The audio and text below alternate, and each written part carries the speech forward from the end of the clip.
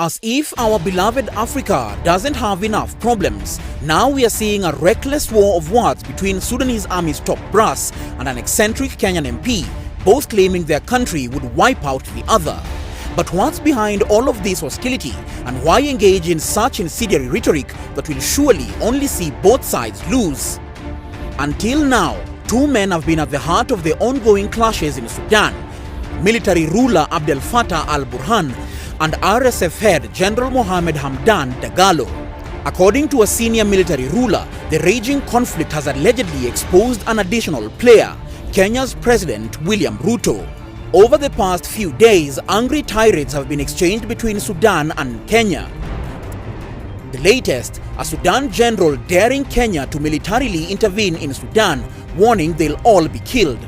A Kenyan member of parliament fired back that if it comes to it, Kenya would crush the Sudanese army. This comes amid allegations from Sudan's army that Nairobi is supporting their bitter rivals, the Rapid Support Forces, in the deadly power struggle for control of Sudan.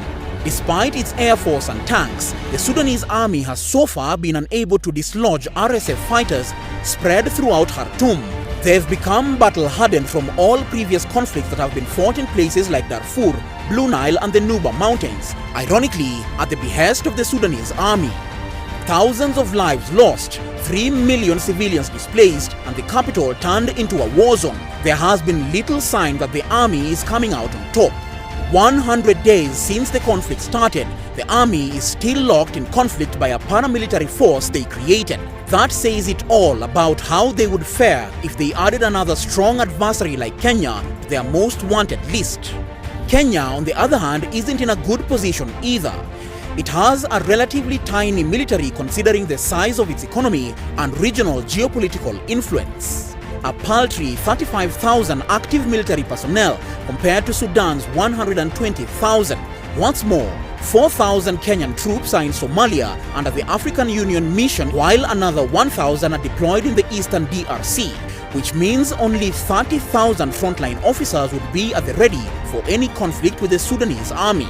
In terms of sheer manpower, Sudan clearly has the advantage. It has an active personnel of 205,000, which is more than 4 times Kenya's.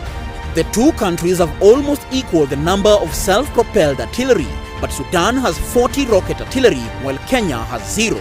Sudan has far more tanks, but Kenya has a bigger amount of armored fighting vehicles. With regards to air power, currently Kenya has a smaller but more modern air force with a total of 156 aircraft compared to Sudan's 191.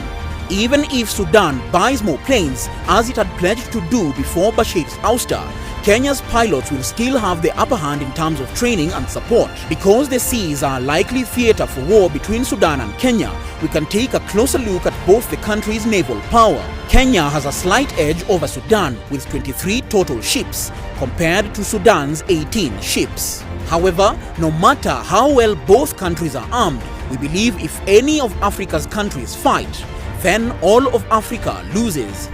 In line with Kwame Nkrumah's vision, Africa should unite based on a common market, a common currency, a unified army and a common foreign policy that would enable Africa to solve internal conflicts as well as defend itself against external threats.